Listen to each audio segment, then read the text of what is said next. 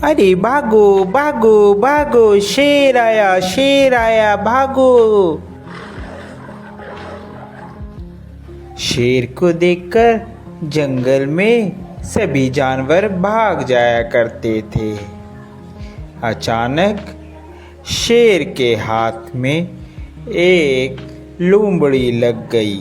अरे महाराज, माफ करिए, मुझसे गलती हो गई क्या कोई? अरे लोमड़ी, कई दिनों से मैं भूखा हूँ, आज तो मैं तुम्हें खाकर ही अपना पेट भरूंगा। अरे महाराज, पहले मेरी बात तो सुनिए। मुझे तो इस जंगल में भगवान ने भेजा है। अरे लोमड़ी, क्या बकवास कर रही हो?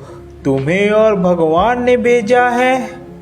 जी महाराज, मुझे भगवान ने आपकी मदद के लिए भेजा है। नहीं लोमड़ी, तुम झूठ बोल रही हो। नहीं महाराज, सच बोल रही हूँ। मुझे भगवान ने ही इस जंगल में भेजा है। ये जंगल बहुत बड़ा है। मैं कैसे यकीन मान लूं लोमड़ी कि तुम्हें भगवान ने भेजा है? आप ऐसा कीजिए महाराज, आप मेरे साथ साथ आइए, मेरे पीछे रहिए। जिस जगह से मैं गुजरूंगी उस जगह से सभी जानवर मुझसे डर कर भागेंगे, जिससे आपको यकीन हो जाएगा कि भगवान ने ही मुझे भेजा है। जंगल के सभी जानवर मुझसे बहुत डरते हैं। यकीन ना हो तो मेरे साथ चलिए। लोमड़ी शेर के आगे होती है और शेर लोमड़ी के पीछे होता है। जैसे ही वह जंगल से गुजर रही होती है, सभी जंगल के जानवर उसे देख देख कर भाग रहे होते हैं। शेर ये सब अपनी आंखों से देखता है। अरे सच में, इस लोमड़ी को देखकर तो सभी जंगल के जानवर भाग रहे हैं। इसे लगता है सच में भगवान ने ही भेजा है। जब भी शेर शिकार करता तो वह लोमड़ी को सबसे पहले शिकार खाने को देता। लोमड़ी को बिना मेहनत किए ही फ्री का शिकार मिल जाता है और वह पेट भरकर शिकार खाती है। उसके बाद जो बच जाता है उसे फिर शेर खाता है। चालाक लोमड़ी से हमें यह शिक्षा मिलती है कि बुद्धि का उपयोग करने से हम मुसीबत से बच सकते हैं, साथ ही साथ बुद्धि का उपयोग कर फायदा ले सकते हैं। अरे कितना मोटा और ताजा हिरन है, मेरा तो दिल कर रहा है मैं इसे खा ही जाऊं। जंगल में एक हिरन रहता था। वह बहुत चुस्त और चालाक था। उसका शिकार जंगल में कोई भी जानवर नहीं कर पाता था। जैसे ही भेड़िया हिरन के पास आया, हिरन ने पीछे देखा और भेड़ियों को अपने सींग से मारना शुरू कर दिया।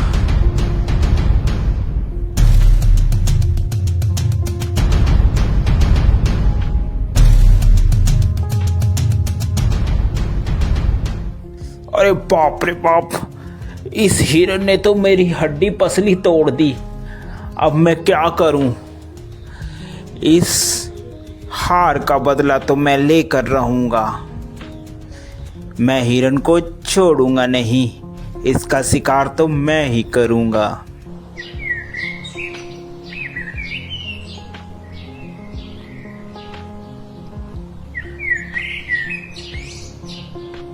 थोड़े ही दिन बाद उस जंगल में एक जंगली बकरा आ जाता है।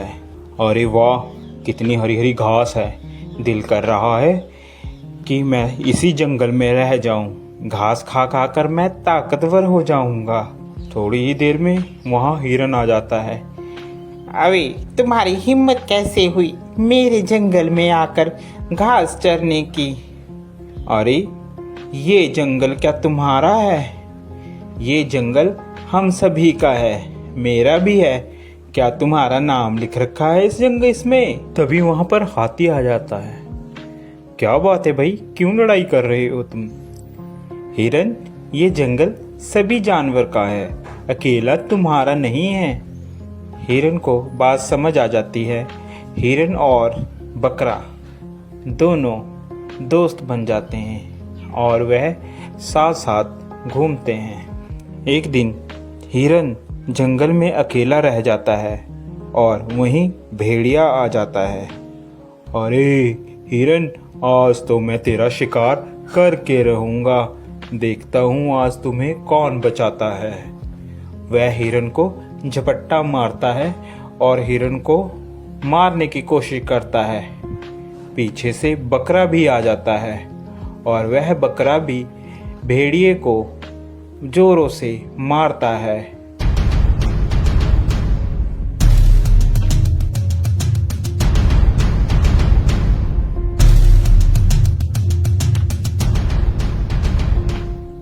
भेड़िया बेचारा डरकर भाग जाता है।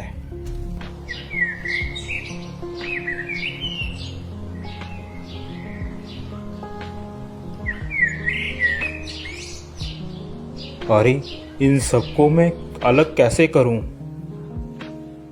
यही सोच रहा होता है, अचानक उसके दिमाग में एक बात आती है।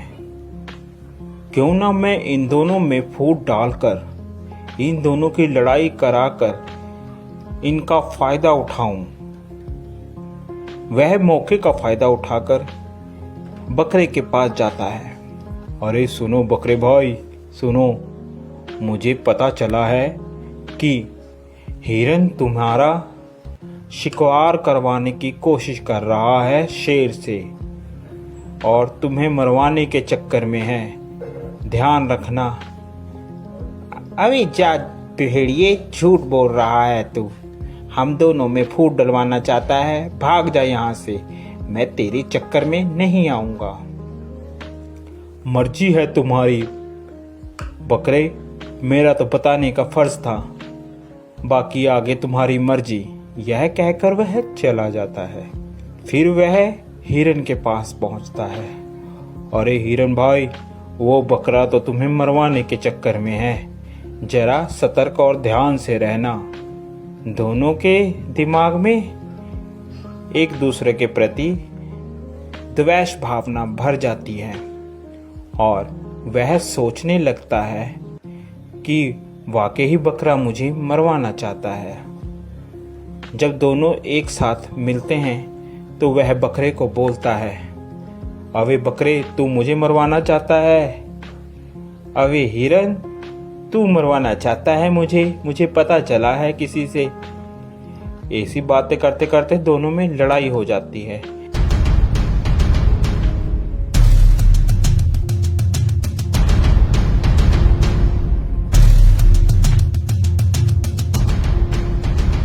लड़ते लड़ते दोनों मर जाते हैं। यह सब लड़ाई भेड़िया देख रहा होता है।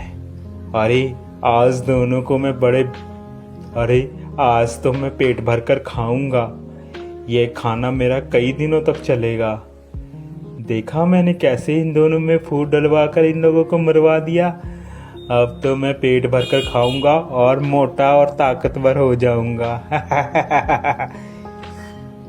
तो प्यारे बच्चों, इस कहानी से हमें यह शिक्षा मिलती है कि हमें कभी भी किसी के कहे कहाने पर नहीं आना चाहिए, जिससे हमारा स्वयं ही नुकसान होता है और दुश्मन का हमेशा फायदा होता है।